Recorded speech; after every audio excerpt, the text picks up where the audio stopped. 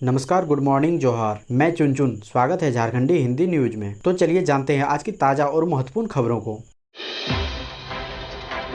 आज की पहली और बड़ी खबर की बात करें तो स्कूल खोलने पर अभिभावक बोले बिना वैक्सीनेशन बच्चों को विद्यालय बुलाना ठीक नहीं। सोमवार 2 अगस्त से आईसीएमआर के गाइडलाइन के तहत और राज्य सरकार के आदेश के अनुसार झारखंड के स्कूल खुलने के लिए तैयार हो रहे हैं। कई स्कूलों ने अपने परिसर और क्लासरूम की साफ सफाई शुरू की है। कई स्कूलों ने अपने पूरे परिसर को सैनिटाइज किया है। इसके साथ ही जगह जगह शारीरिक दूरी और कोविड नियमों का पालन के लिए बोर्ड भी लगाए जा रहे हैं। वहीं झारखंड अभिभावक संघ के अध्यक्ष अजय राय ने कहा है कि बिना वैक्सीनेशन कराए 9वीं से 12वीं कक्षा के छात्रों के लिए स्कूल खोलने की अनुमति और 18 से ऊपर के छात्रों को लेकर कोचिंग सेंटर खोलने का राज्य सरकार का आदेश अव्यवहारिक है। स्कूल खोले जाने से पूर्व शिक्षक, शिक्षकेतर कर्मियों व अन्य स्टाफ को कोरोना से बचाव के लिए वैक्सीन लगाना अनिवार्य किया जाना चाहिए ताकि अभिभावक व छात्र निश्चिंत रहें। लेकिन राज्य सरकार ने इस महत्वपूर्ण बिंदु नजरअंदाज कर स्कूल खोलने का आदेश जारी कर दिया है। उन्होंने कहा है कि स्कूल व कोचिंग खोलने का निर्णय का वे विरोध नहीं कर रहे हैं, लेकिन वैश्विक महामारी कोरोना के कहर से बचाव के लिए छात्रों व स्कूल स्टाफ को सर्वप्रथम स्कूल के अंदर ही वैक्सीनेशन कैंप के माध्यम से वैक्सीन दिए जाने की भी व्यवस्था सुनिश्चित करनी चाहिए।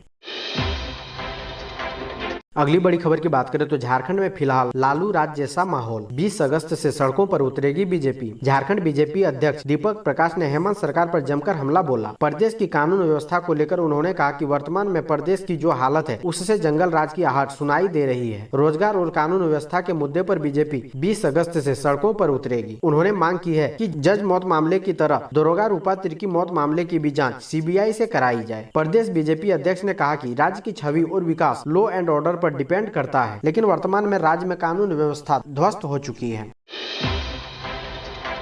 अगली बड़ी खबर की बात करें तो मांगे नहीं मानी तो 16 से उग्र आंदोलन करेंगे पारा शिक्षक। वर्तमान झारखंड सरकार गठन के 2 साल बाद भी पारा शिक्षकों को रघुवर सरकार की तरह आश्वासन के अलावा कुछ नहीं मिला है। बार बार गुहार लगाकर थक चुके पारा शिक्षक अब हेमंत सरकार के खिलाफ भी दो हाथ करने की तैयारी कर रहे हैं। सरकार की नीति के विरोध में रविवार को पारा शिक्षक संघ की हजारीबाग जिला टोली ने बैठक कर सरकार के खिलाफ आर पार की लड़ाई लड़ने का निर्णय लिया है। राज्य भर में रविवार को बैठक हुई। हजारीबाग में जिला अध्यक्ष चंदन महतो की अध्यक्षता में बैठक हुई। तय हुआ कि रघुवर सरकार के खिलाफ वायदा खिलाफी का आरोप लगाते हुए पारा शिक्षकों ने जी जान से हेमंत सरकार को लाने के लिए भरपूर मतदान किया और कराया। फलस्वरूप हेमंत की सरकार बनी और पारा शिक्षकों का मांगे पूरी होने का संभावना भी है। नियमावली 15 अगस्त तक लागू नहीं होता है तो 16 अगस्त से चरणबद्ध उग्र आंदोलन करेंगे। दोस्तों, अभी तक वीडियो को लाइक नहीं किए हैं तो कृपया करके लाइक जरूर करें।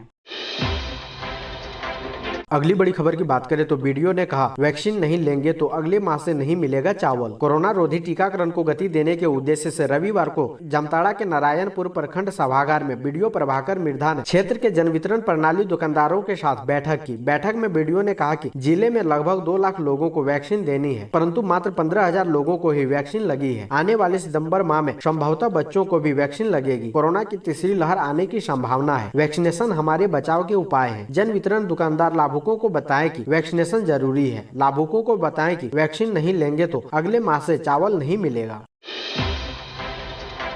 अगली बड़ी खबर की बात करें तो भाजपा का हेमंत सरकार पर निशाना। प्रदेश अध्यक्ष बोले 18 माह में हुए 10,000 से अधिक संगीन अपराध। न्यायाधीश उत्तम आनंद की हत्या की CBI जांच की अनुशंसा राज्य सरकार के स्तर से किए जाने के बावजूद मुख्य विपक्षी दल भाजपा का रुख राज्य की विधि व्यवस्था की स्थिति को लेकर नरम नहीं हुआ है। भाजपा के प्रदेश अध्यक्ष दीपक प्रकाश ने रविवार प्रदेश मुख्यालय में आंकड़ों का हवाला देते हुए राज्य सरकार पर निशाना साधा। कहा झारखंड में जंगल राज की आहट महसूस हो रही है। पिछले 18 माह में झारखंड में 18,000 से अधिक संगीन अपराध हुए हैं। दीपक प्रकाश ने मीडिया से बातचीत में कहा कि किसी भी राज्य की विधि व्यवस्था का विकास से सीधा संबंध होता है, लेकिन हमारे राज्य में विधि व्यवस्था लचर नहीं बल्कि ध्वस्त हो चुकी है। अगली बड़ी खबर की बात करें तो पुलिस ने विशेष अभियान चलाकर 200 अपराधियों को हिरासत में लिया। ऑटो चालक को भी आई शामत। जज उत्तम आनंद की मौत के बाद धनबाद पुलिस रेस में है। अनुसंधान में पुलिस के हाथ अब तक खाली है। इधर उधर धुआंधार अभियान चलाया जा रहा है ताकि कहीं से कुछ सुराग मिल जाए। इसी कड़ी में शनिवार की रात पूरे जिले में पुलिस ने विशेष अभियान चलाया। इस दौरान छोटे बड़े अपराधियों में शामिल 200 से ज्यादा लोगों को हिरासत में लिया गया है। इस दौरान जज को धक्का मारने वाले ऑटो की मालकिन का पति रामदेव महतो भी पुलिस के हाथ लगा। जिले में यह अभियान SSP संजीव कुमार के नेतृत्व में चलाया गया है। अगली बड़ी खबर की बात करें तो पीवी सिंधु की कामयाबी पर झारखंड के राज्यपाल ने दी बधाई। कहा, राष्ट्र को आप पर गर्व है। रियो ओलंपिक के बाद पीवी सिंधु ने टोक्यो में भी मेडल पर कब्जा किया। उन्होंने चीन की ही बिंगजियाओ को कांस्य पदक के लिए हुए मुकाबले में शिकस्त दी। सिंधु ने शुरुआती दोनों सेट जीतकर कांस्य पदक अपने नाम किया। वहीं उनकी इस सफलता पर झारखंड के राज्यपाल रमेश बैस ने हार्दिक बधाई एवं शुभकामनाएं दी है। राज्यपाल ने कहा कि राष्ट्र को आप पर गर्व है। आपको बता दें कि पीवी सिंधु लगातार 2 ओलंपिक में पदक जीतने वाली दूसरी भारतीय और पहली महिला खिलाड़ी है। उनसे पहले सुशील कुमार 2008 में बीजिंग ओलंपिक में कांस्य और 2012 लंदन ओलंपिक में रजत पदक जीत चुके हैं।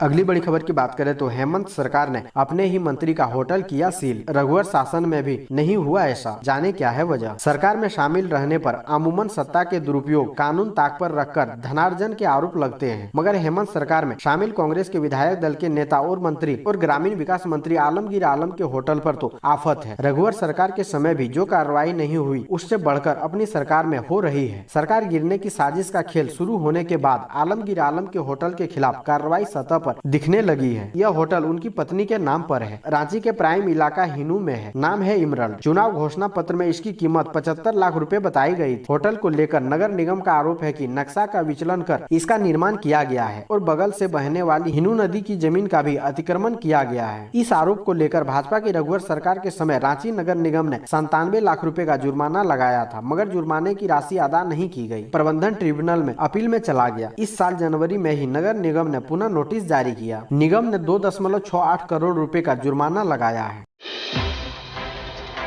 अगली बड़ी खबर की बात करें तो झारखंड में कब से मिल रही बारिश से राहत, मानसून कब तक रहेगा सक्रिय। झारखंड में फिलहाल बारिश से राहत नहीं मिलने वाली है। हफ्ते भर में मेघ गर्जन के साथ हल्की बारिश होती रहेगी। अधिकतम तापमान में वृद्धि का अनुमान है। बारिश के साथ वज्रपात की भी आशंका है। झारखंड के उत्तरी तथा दक्षिणी पूर्वी हिस्सों में मेघ गर्जन होगा। इस दौरान हल्के से मध्यम दर्जे की बारिश के आसार है। राज्य में अगले 2 से 3 दिन के दौरान अधिकतम तापमान में 2 से 3 डिग्री सेल्सियस की वृद्धि का अनुमान है। 7 अगस्त तक राज्य में हल्की बारिश होती रहेगी। अगली बड़ी खबर की बात करें तो देवघर नगर निगम के मेयर पद की घोषणा होते ही सरगर्मी हुई तेज। पार्टी सिंबल के निर्णय पर टिकी निगाहें। झारखंड राज्य निर्वाचन आयोग ने देवघर नगर निगम में मेयर का पद यानी अनरिजर्व के लिए घोषित कर दिया है। इसकी घोषणा होते ही नगर निगम चुनाव की सरगर्मी तेज हो गई है। मेयर का पद अनरिजर्व होने से कई राजनीतिक दलों से लेकर कई मेयर पद के दावेदारों में हलचल बढ़ गई है, लेकिन सबकी निगाहें पार्टी सिंबल पर चुनाव लड़ने के फैसले पर टिकी हुई है। राज्य निर्वाचन आयोग द्वारा अंतिम रांची नगर निगम का चुनाव दलीय आधार पर कराया गया था। मधुपुर नगर परिषद का चुनाव भी दलीय आधार पर कराया गया, जबकि वर्ष 2015 में देवघर नगर निगम का चुनाव गैर दलीय आधार पर हुआ था। अगली बड़ी खबर की बात करें तो ड्राइविंग लाइसेंस के लिए अब 1500 के बदले देने होंगे 2300 रुपए शुल्क। अब ड्राइविंग लाइसेंस के लिए लोगों को 1500 रुपए के बदले 2300 रुपए देने होंगे। लाइट मोटर व्हीकल और मोटरसाइकिल के लिए सरकार द्वारा प्रस्तावित शुल्क जारी किया गया है। अधिसूचना जारी होते ही डीएल का नया शुल्क आवेदकों को देना होगा। जल्दी इसे लागू कर दिया जाएगा। लर्निंग लाइसेंस और ड्राइविंग लाइसेंस दोनों के ही शुल्क में बढ़ोतरी की गई है। यह शुल्क टेस्ट के लिए जाने वाले लर्निंग लाइसेंस लेने के दौरान आवेदक को कुछ घंटे के लिए ट्रैफिक से जुड़े नियमों को लेकर क्लास करना पड़ता है। इसके बाद परीक्षा देना पड़ता है। पास होने के बाद ही आवेदक अस्थायी लाइसेंस के लिए आवेदन कर सकता है। अगली बड़ी खबर की बात करें तो झारखंड सरकार 12 खिलाड़ियों को देगी सरकारी नौकरी। सीएम सोरेन देंगे नियुक्ति पत्र। झारखंड सरकार सीधी नियुक्ति योजना के तहत 12 खिलाड़ियों को नियुक्ति देगी। 12 खिलाड़ियों को मुख्यमंत्री हेमंत सोरेन 3 अगस्त को आयोजित एक कार्यक्रम में नियुक्ति पत्र सौंपेंगे। हाल ही में सीएम को सीधी नियुक्ति योजना के तहत नियुक्ति दी जानी है। उन खिलाड़ियों में मधुमिता कुमारी, रितेश आनंद और भाग्यवती चानू को सब इंस्पेक्टर पद पर नियुक्त किया जाना है। इन 3 खिलाड़ियों के अलावा विप्लव कुमार झा, दिनेश कुमार, कृष्णा खालको, एम विजय कुमार, लवली चौबे, लखन हांसदा, सरिता तिर्की, फरजाना खान और रीना कुमारी को कांस्टेबल नियुक्त किया जाना है। अगली बड़ी खबर की बात करें तो गोड्डा में धान की रोपाई कर रहे किसान करंट की चपेट में आए। एक की मौत, एक घायल। गोड्डा जिला के पथरगामा प्रखंड अंतर्गत सोना रचक पंचायत के बाबूपुर खेरैया गांव के निवासी नरसिंह शाह का 30 वर्षीय पुत्र कुंदन शाह की करंट लगने से मौत हो गई। मिली जानकारी के अनुसार बताया जा रहा है कि बचाने के क्रम में मोहन शाह का 45 वर्षीय पुत्र नवीन शाह बुरी तरह से घायल हो गए हैं। दोनों खेत में धान की रोपाई के लिए गए हुए थे। उसी दौरान तार फोल्ड होने के बाद तार खेत में गिरा और कुंदन शाह के शरीर से टच कर गया, जिससे मौके पर ही कुंदन शाह की मौत हो गई। वहीं उसके चचेरे भाई नवीन शाह बचाने के क्रम में बुरी तरह से घायल हो गए। परिजनों की मदद से आनन फानन में कुंदन शाह को पथरगामा सामुदायिक स्वास्थ्य केंद्र लाया गया, जहां डॉक्टर माधव झा ने उनकी मौत की पुष्टि कर दी। ऐसे ही महत्वपूर्ण खबरों को जानने के लिए हमारे चैनल को सब्सक्राइब जरूर करें। अब हमें दीजिए इजाजत, मिलते हैं अन्य महत्वपूर्ण खबरों के साथ। धन्यवाद।